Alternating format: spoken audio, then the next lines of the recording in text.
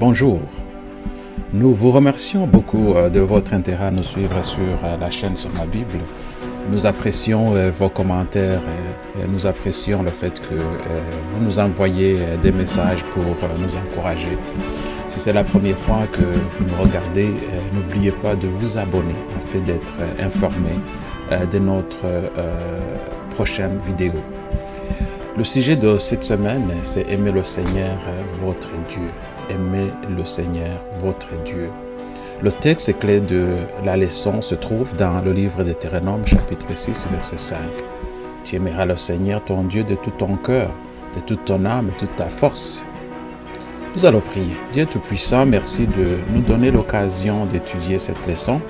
Permets que nous puissions mieux la comprendre et mieux la mettre en pratique. Nous te prions en Jésus. Amen.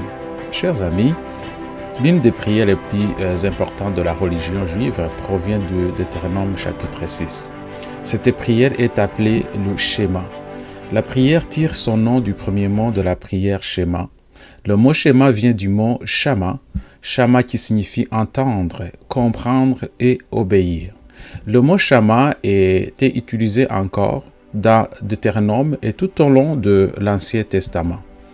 Si nous lisons la première ligne du Shama en hébreu, on dit Shama Yisrael Adonia Elohemu Adonia Echad. Qu'est-ce que signifient ces mots donc? Ça veut dire, écoute, peuple d'Israël, le Seigneur est notre Dieu, le Seigneur est le seul Dieu. Donc là, on trouve ça dans Deutéronome chapitre 6, verset 4. Souvent, lorsque les Juifs disent cette partie de la prière, ils se couvrent les yeux.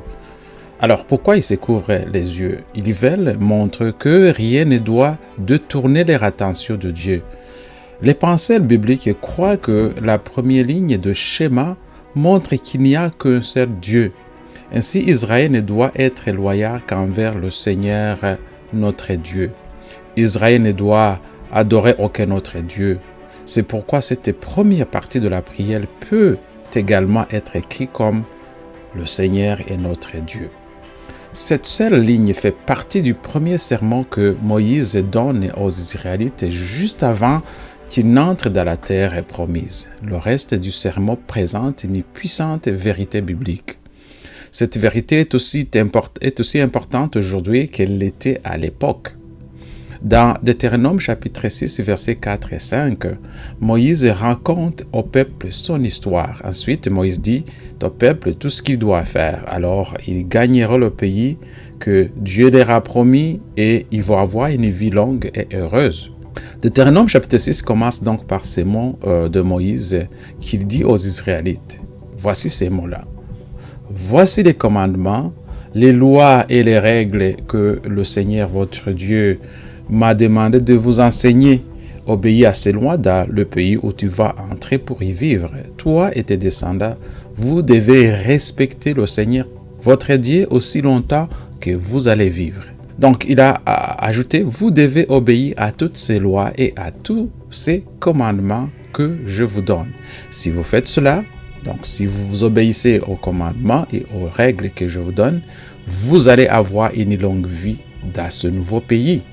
Quelle belle promesse! Il suffit d'obéir pour avoir une longue vie. Moïse dit aux Israélites d'aimer le Seigneur de tout leur cœur. Vous voyez que le commandement de Moïse d'aimer Dieu arrive au milieu d'une liste d'avertissements et de règles. Moïse dit également au peuple d'aimer Dieu de tout son cœur, de toute son âme, de toute sa force. Ce commandement nous montre que quelque chose de très important à propos de l'amour. Avec Dieu, l'amour est tout ou rien. Cela signifie que Dieu veut que nous l'aimions de tout ce qui est à nous. Chers amis, notre amour pour Dieu doit toujours passer en premier. Notre amour pour Dieu doit être plus fort que notre amour pour tout et pour tous les autres. Dieu a la raison pour laquelle nous vivons. Dieu donc est la raison pour laquelle nous vivons. Notre amour pour Dieu doit faire passer tout le reste en second, donc à second dans notre vie. Le livre de Deutéronome, chapitre 10, verset 12 dit « Maintenant, peuple d'Israël, écoute ce que l'Éternel, ton Dieu, exige de toi. Adore l'Éternel et fais tout ce qu'il ordonne. Aime-le et sers-le de tout ton cœur. Dans un verset, Moïse dit au peuple de craindre Dieu, mais dans un autre verset, Moïse dit au peuple de craindre et d'aimer Dieu en même temps. Aujourd'hui, chers amis, lorsque nous pensons à la crainte, nous voulons dire que nous avons peur. Mais lorsque la Bible nous demande de craindre Dieu, elle veut en fait que nous lui témoignons honneur et respect. Nous honorons Dieu parce qu'il est puissant, il est juste et saint. Ce sont toutes de très bonnes raisons pour lesquelles nous devrions craindre et honorer Dieu.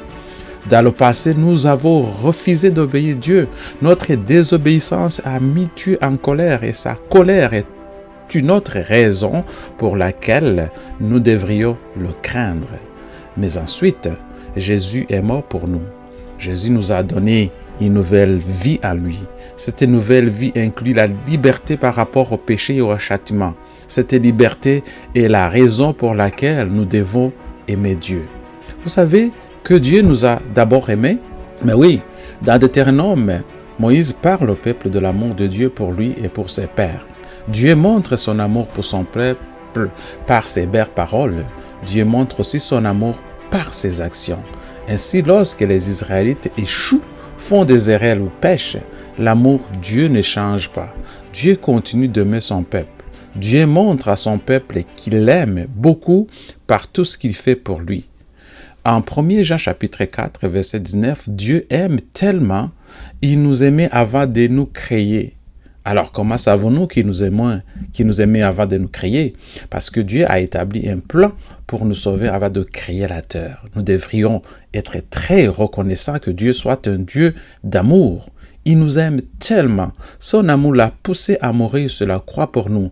Et quand il était un homme, il était humble. Il était même prêt à mourir. Oui, à mourir sur une croix.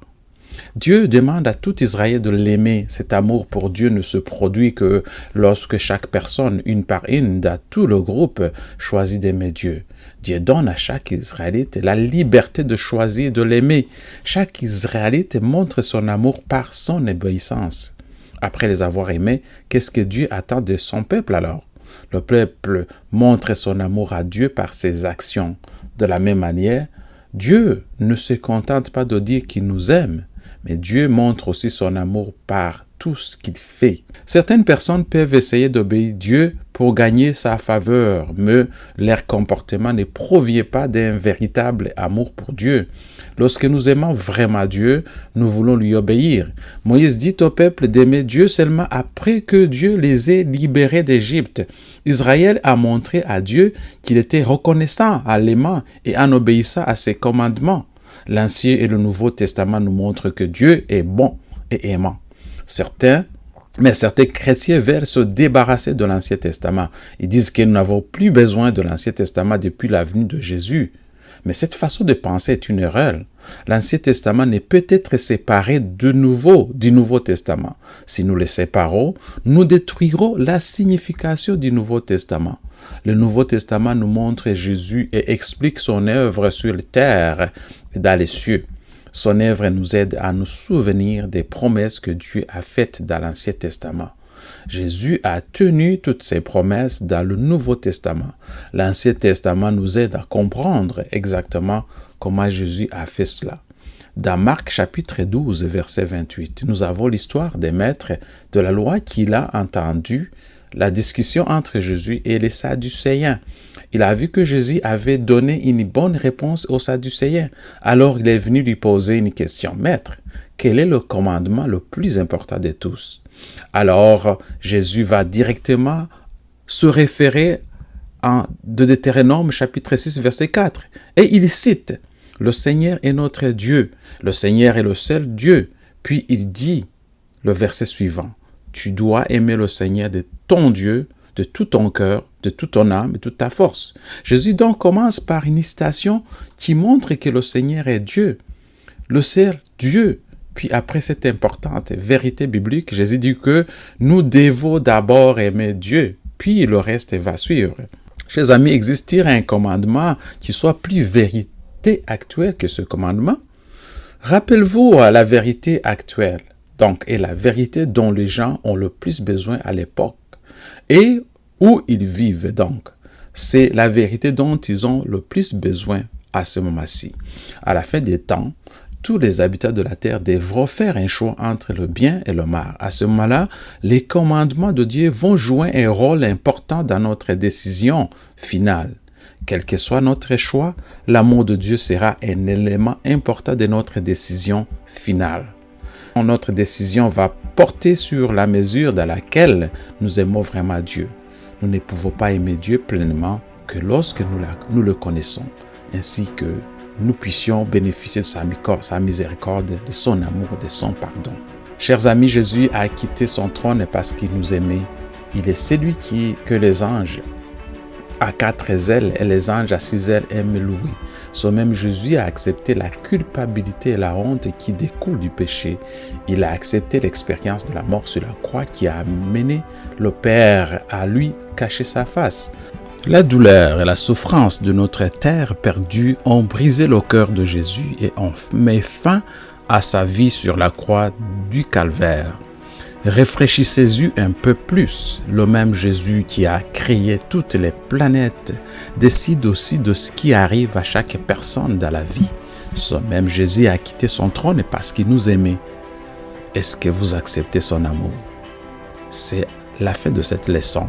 Merci de la partager avec vos amis, avec vos connaissances, avec votre famille. Que Dieu vous bénisse. À la semaine prochaine.